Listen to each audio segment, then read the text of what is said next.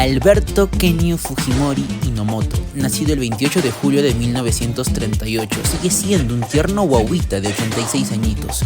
Fue presidente peruano o dictador entre los años 1990 y los años 2000. Fujimori, de ascendencia japonesa, fue ingeniero agrónomo y rector universitario antes de entrar en la política.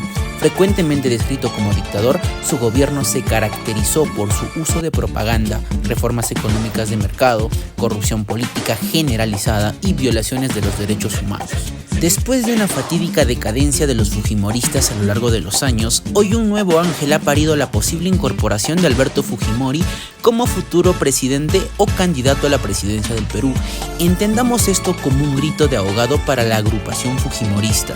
Su hija, Keiko, a pesar de haber postulado 3 veces a la presidencia y quedar segunda, nunca se pudo coronar como mandataria.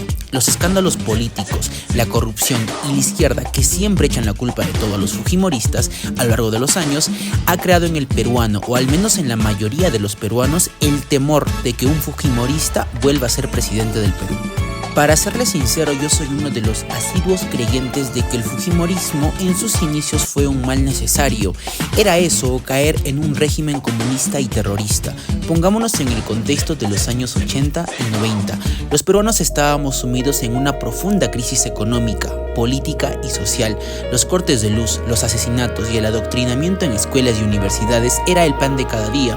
Acompañados de un presidente de papel como Paniagua, no teníamos las armas suficientes para poder defendernos de todo lo que nos estaba pasando. El 28 de julio de 1990, Fujimori fue decretado como presidente del Perú. A pesar de que los zurdos, caviares o comunistas digan, Fujimori fue el cambio necesario que impulsó el término del terrorismo y la mejora económica en el Perú.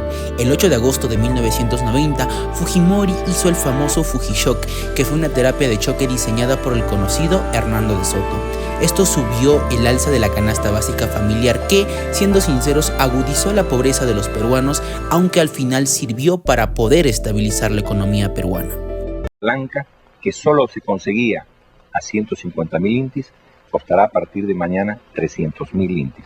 El pan francés, que esta tarde costaba 9.000 intis, costará a partir de mañana 25.000 intis. Que Dios nos ayude. Fujimori endureció la lucha armada e ideológica contra Sendero Luminoso y el movimiento revolucionario Tupac Amaru. Una muestra de ello fue el secuestro de la embajada de Japón, donde 14 terroristas perdieron la vida. Vamos a ser completamente claros, una postura dura hizo retroceder a estos grupos. Fujimori contrató y financió grupos paramilitares que servían como escuadrones de la muerte a todo posible relacionado con la guerrilla. El 3 de noviembre de 1991 se produjo la masacre de Barrios Altos, donde fueron asesinadas 15 personas, y en 1992 un profesor y su alumno fueron asesinados en La Cantuta. Sí, amigos, era una época durísima en la vida de todos los peruanos. Fujimori y su política de tolerancia cero contra los terroristas estaban asfixiando al Perú. Los políticos y oposición en ese entonces eran una piedra en el zapato para Fujimori. 2 años después de haber sido elegido presidente y con un apoyo total de las Fuerzas Armadas, Fujimori dio el 5 de abril de 1992 el más conocido autogolpe, donde por fin se haría una nueva constitución y se daría una lucha más brutal contra el terrorismo. Disolver temporalmente el Congreso de la República. Hablándoles de mi opinión personal, considero que Fujimori hizo lo necesario para poder terminar con el terrorismo en el Perú. ¿Cuál es el precio de la libertad y acabar, entre muchas comillas, con esa ideología? Pregúntese usted mismo. Y ojo, seamos claros, los remanentes siguen activos hoy en día y se siguen haciendo notar. Pero ¿por qué dije que el fujimorismo solo en sus inicios era un mal necesario? Keiko, la siempre perdedora, ha demostrado que no quiere al Perú, solo ve por sus intereses. Le voy a narrar la crónica de una muerte anunciada. Cuando Keiko perdió contra Humala, se dio a comienzo, o más bien a visibilidad, de la profunda corrupción que existe en el Estado peruano. Casos como el de Humala, que se derechizó, nos dan en cuenta de que el perro baila por dinero. Se dan cuenta de que a pesar de todo, el peruano siempre está familiarizado con la izquierda.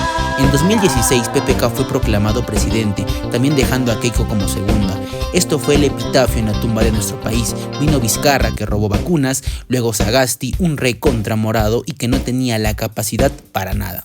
La olla a presión peruana pudo aguantar todo eso, pero que un profesor iletrado, analfabeta, sindicalista, que ganaba 3.000 soles por no hacer absolutamente nada, que le pudiera ganar a Fujimori, fue la gota que rebalsó el vaso. Fue el colmo para todos los peruanos que tenemos un dedo de frente. Literalmente, si ponemos un extraterrestre en contra de Keiko Fujimori, el extraterrestre sí o sí va a ganar. Pero eso, ¿qué nos demuestra? Que Keiko y el fujimorismo no le importan a los peruanos. Solo somos una alcancía para que estos impresentables puedan seguir siendo millonarios a costa de los más pobres, a costa del dinero de los peruanos. Y esto está comprobadísimo. Yo no soy comunista ni nada por el estilo. De hecho, soy más azul que el cielo, pero no podemos tapar el sol con un dedo. Es triste ver que en el 2026 tendremos a un dictador, a un asesino de policías, a un comediante, como posibles presidentes del Perú. Si en algún momento puedes irte de este país, con toda confianza, hazlo. Doy mi apoyo firme para que, por favor, y Dios nos ampare, Carlos Álvarez sea el nuevo presidente del Perú en el 2026. Muchas gracias.